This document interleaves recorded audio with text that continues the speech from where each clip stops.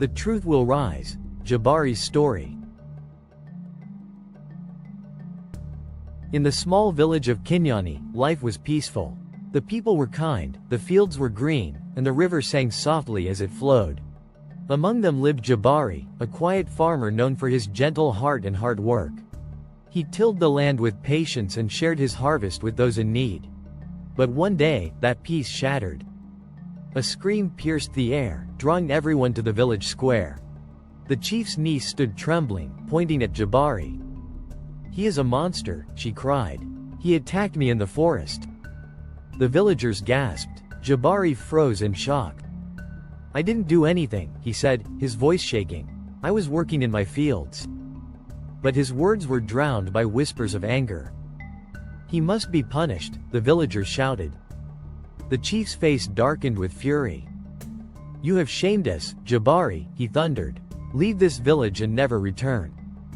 Jabari was cast out that very evening. With nothing but the clothes on his back, he walked into the forest.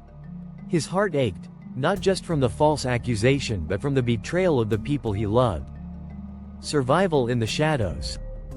Jabari found refuge in a cave near the river. He survived on wild fruits and the water from the stream. Each day, he prayed not for himself, but for the safety of his village. "Protect them," he whispered, even though they had turned their backs on him. Months passed, and Jabari lived in quiet isolation. Meanwhile, trouble brewed in the lands beyond Kinyani. A group of raiders began attacking nearby villages. They stole crops, burned homes, and took people captive. When word of the raiders reached Kinyani, fear gripped the people. "We have no warriors," the villagers cried. "What will we do?" The chief called a meeting. "We must prepare to defend ourselves," he said. "But how can farmers fight raiders?" No one had an answer. The call for help. One evening, as Jabari gathered firewood by the river, he heard a faint cry.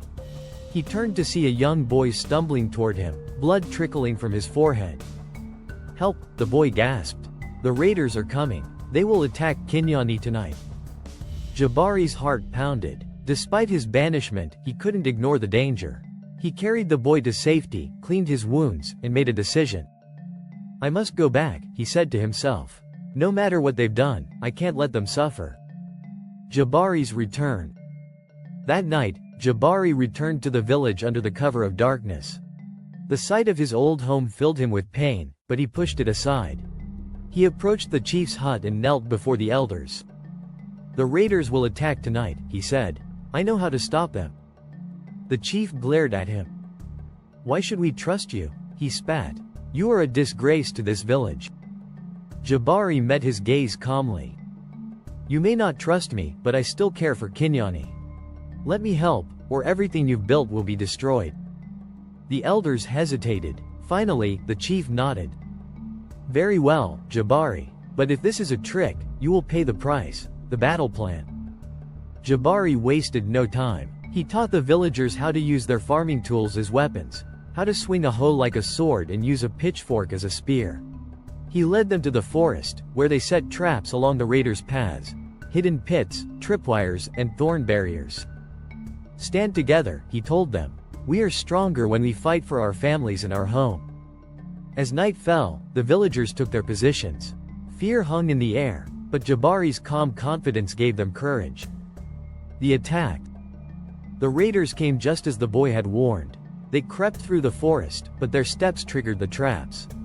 Cries of surprise echoed as raiders fell into pits and stumbled over thorns. The villagers, armed with their tools, fought fiercely.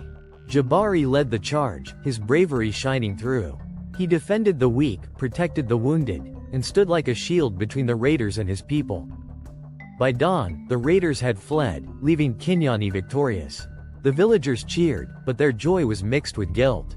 The outcast they had shunned had saved them.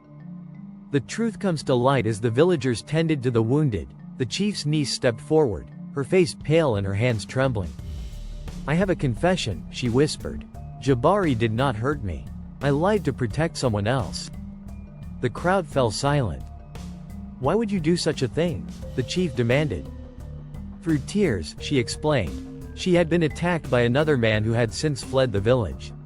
Out of fear and shame, she had blamed Jabari, knowing he was too kind to fight back. The chief turned to Jabari, his face filled with remorse. "We wronged you," he said. "You are not only innocent but a hero. Please, forgive us." Forgiveness and change. Jabari looked at the villagers.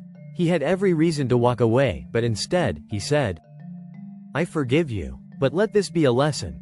Justice must never be rushed, and truth must always be sought." The people knelt before him, tears in their eyes, vowing never to let such injustice happen again. Jabari was reinstated as a member of the village, his honor restored. From that day on, Kinyani changed. The people learned to seek the truth before casting judgment, and Jabari became a leader, guiding them with wisdom and humility. The lesson.